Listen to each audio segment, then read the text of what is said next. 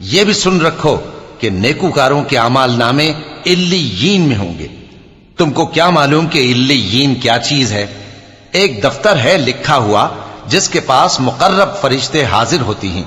بے شک نیک لوگ نعمتوں میں ہوں گے، تختوں پر بیٹھے ہوئے نظارے کریں گے، تم ان کے چہروں ہی سے نعمت کی تازگی معلوم کر لو گے۔